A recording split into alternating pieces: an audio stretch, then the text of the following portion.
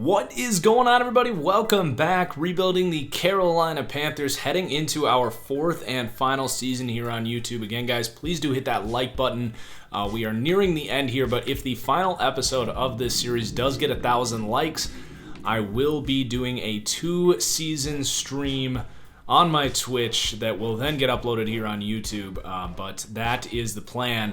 We are now turning our attention towards the offseason, coming off a repeat Super Bowl championship, and we've got some veterans to kind of replace here, but for the most part, we really are not losing most of the important pieces on our team.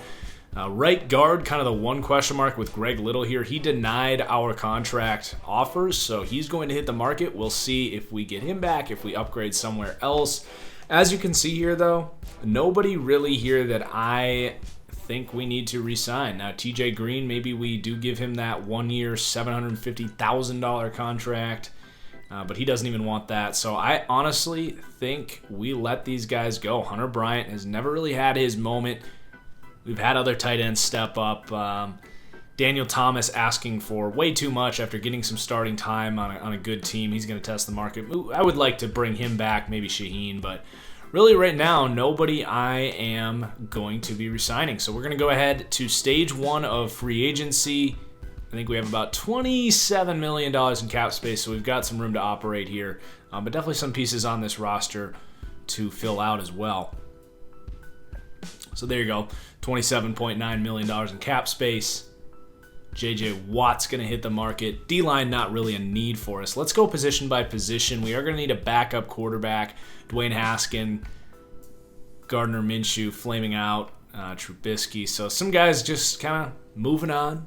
Matthew Stafford at 35 years old. A little reminiscent of like Phillip Rivers. It's actually kind of similar to the 2020 free agent class in a few ways. Running back, we're good. We don't use a fullback. Wide receiver, we are also good.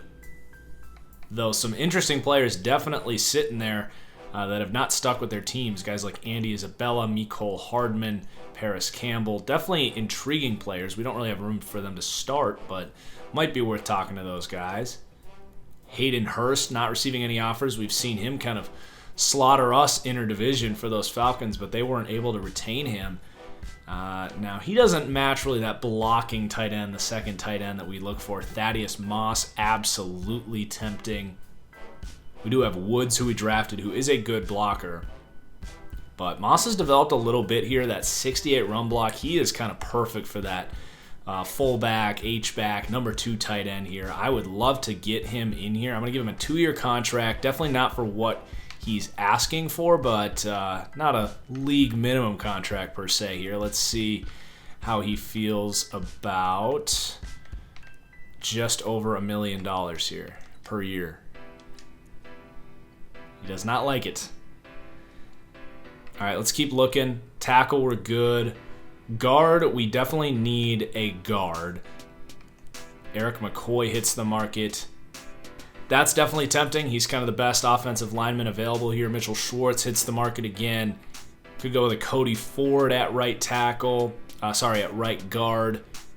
Greg Little not receiving any offers, so we could always bring him back. But we could actually sign Eric McCoy. He's only 26 years old. Paradise on the last year of his deal. We need a long-term answer at center. We could kick Paradise to guard for this final season here. I actually really like that. Now, he's an expensive player, about over $10 million a year. Honestly, at this point, it would be more realistic to go closer to $11 million as the cap continues to rise. One of the better centers in the league. But this is definitely going to help the long-term health of this offensive line that is up in the air a little bit. So I like that signing a lot. And then Cody Ford's another guy that I really like his versatility. He can play guard or tackle as a swing man, a sixth man.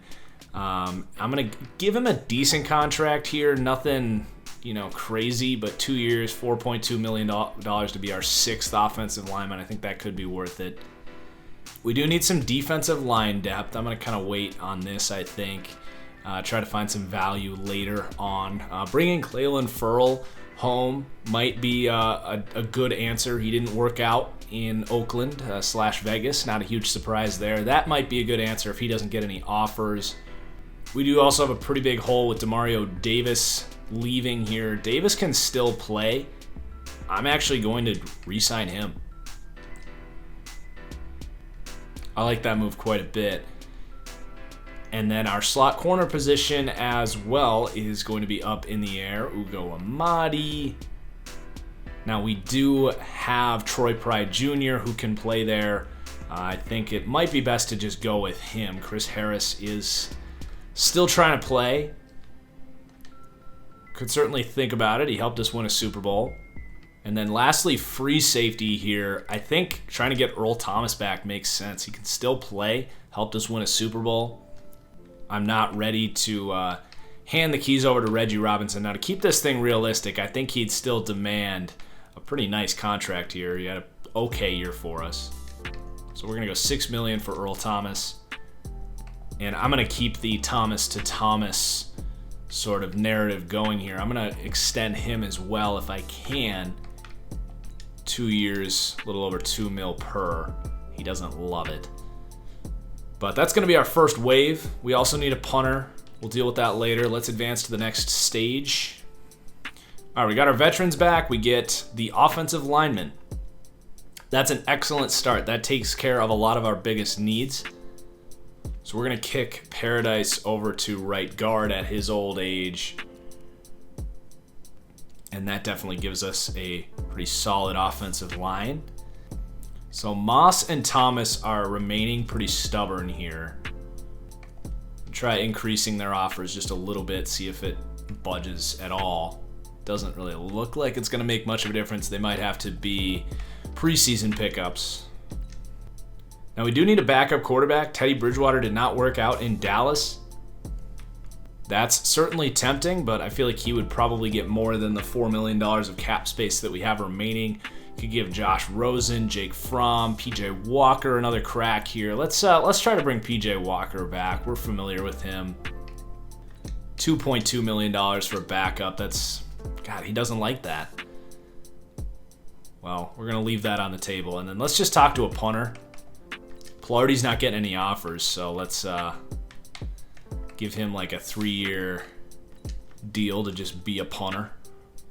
And I'm actually gonna withdraw from these guys because I don't think they're actually gonna take those, because I want to talk to Clelin Ferrell. Still not getting any offers. I think that makes a ton of sense. He's an excellent run defender. He's never really gonna be a great pass rusher, but we could use another guy on the edge there. I think this is pretty reasonable here. Let's see what he thinks of it. He might take that. So let's go ahead and advance. There you go. We got Clelin Ferrell. Pilardi's getting bids now, so we'll back out of that. I mean, we're just not going to be able to get PJ Walker. Look at what he's asking for. That's just ridiculous, Madden. Just add it to the list of things we need, is players actually taking reasonable contracts instead of just sitting on the free agent block being unused. So I'm just going to make one last offer here for Thaddeus Moss. I think at this point, with some of these, he actually likes it a little more this time. With some of the asking prices of these guys, I just get the feeling we're going to have to sign guys like Daniel Thomas as preseason free agents. But let's just throw this out there and see what he thinks. You never know. All right, on to the draft, baby. We get Thaddeus Moss. That's a perfect tight end, too. So before we launch the draft, let's acknowledge our needs here. Really pretty good shape across the board, especially on offense. Defense, maybe like a D tackle, another young linebacker, a slot corner, some safeties. Those are kind of the positions we're going to be looking at here. So let's go ahead and launch the draft. Now, I will not be trading, I don't think. I think we're just going to stay put, make our picks. If we trade down, that might make sense.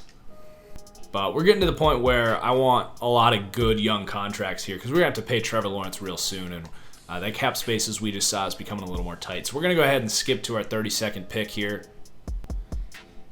Looks like the top safeties on the board might be a bit of a reach. The corners don't really stand out to me. Okay, how about linebacker? More of a thumping type, it looks like, out of Ohio State. He certainly could be an answer. Demario Davis is a bigger type, almost exactly that size. How about defensive tackle? These guys were not really scouted. They look like reaches. Well, I think that's the pick right there, is a long-term answer at linebacker in Devontae Harrison. So, hey, he can play, man. He's more of a run defender than a coverage player, but 58 zone, 55 man. He's not a total liability right now in coverage. Not like he's in the 40s or anything. So let's go to our next pick. Maybe look at some of those safeties. All the same answers are here. Kind of hard to go wrong with a safety out of Alabama, right? Let's go this route.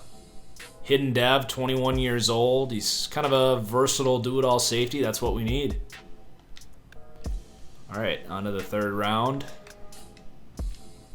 Maybe look at defensive lineman or a slot corner, I would say. Unfortunately, we didn't do a lot of scouting here because we're so deep there. But there is kind of a smaller, quicker potential slot corner here out of Buffalo. Kind of fits what I think we'd be looking for. Let's see what he is. He is hidden dev, but definitely not ready to play right away. But at least he can develop. Go with local, top defensive tackle. Yikes. Not ideal. All right, we're going to turn our attention to the offense here. Grab a slot receiver with some good athleticism. Dion Tapp out of Florida. Has good kick return ability. He'll fill out the roster nice. Maybe we should take a punter here. They did not get scouted, but this guy seems like kind of a beast. Ooh, yikes. That's not good for a punter. And then let's just wrap this thing up with a guard for Mr. Irrelevant. Russ Blade, what a name. So we're going to kind of whip through the preseason here, and then we'll be on to our final season here with this rebuild that's just been a blast. So we can't afford Daniel Thomas. I'm going to go ahead and bring him back because we were trying to get him. He's going to end up getting more money than he wanted. And then we do need a backup quarterback. These asking prices just make no sense to me. We're going to go with an undrafted backup. Just roll with Trevor Lawrence. Jake Olbrook out of TCU. Got that Big 12 connection at least with Matt Rule here. So like I said, we're going to just kind of coast through the offseason here. Preseason, rather. Let's go ahead and pick our development focus players here. Might as well keep going with Trevor Lawrence, keep getting him better. DJ Moore, also with X Factor, and then how about Yetur Gross-Matos, who's really come along. He's been the better pass rusher between him and Brian Burns. Burns definitely a bit of a prove-it year this year for sure, playing on his fifth-year option here. So we're making our cuts. Let's go position by position. Lots of running backs here. I think we can probably move on from Jordan Scarlett with Christopher Brown emerging as the vulturing power back. And honestly, all of these running backs, I think we can just kind of cut or practice squad, and we'll roll with these three. Wide receiver room looks pretty good. We've got 3, 4, 5, 6, 7 guys. I'm going to try to keep all of them. I'm going to let Hayden Pittman go. We'll let Sean Thomas hit the practice squad. Bringing in Cody Ford here. D-line, I think we'll try to keep these defensive tackles if we can. Trent Harris, we're going to let him go. I don't think we wanted him in the first place. Linebackers, looks good. All right, at corner, we have 2, 3, 4, 5, 6, 7 of them. We can let one of these guys go. I think probably Jimmy Moreland, because if Troy Pride doesn't work out, we'll just go to Francis Hanks, and I can't imagine Moreland wouldn't be available again. So we'll let him go. We don't need 4 free safeties. We're going to let Jay Leonard go. We don't need 4 strong safeties either, so we're going to let Darrick Forrest go. And that is your off season. It might not have been the flashiest off season. I think we made the right moves, though. When you're at the top, all you got to do is sustain. And I think we did a good job of doing that, filling out the holes, bringing back the guys we needed to. We are well fit for a three-peat here in our final year. Again, guys, please do hit that like button if you're still enjoying the series. Excited to get through this season. I think I will go up to all Madden difficulty like a lot of you guys have suggested. So we'll take a look at the sliders I'm going with at the beginning of the next episode. But until then, guys, cheers, and we'll see you later. Peace.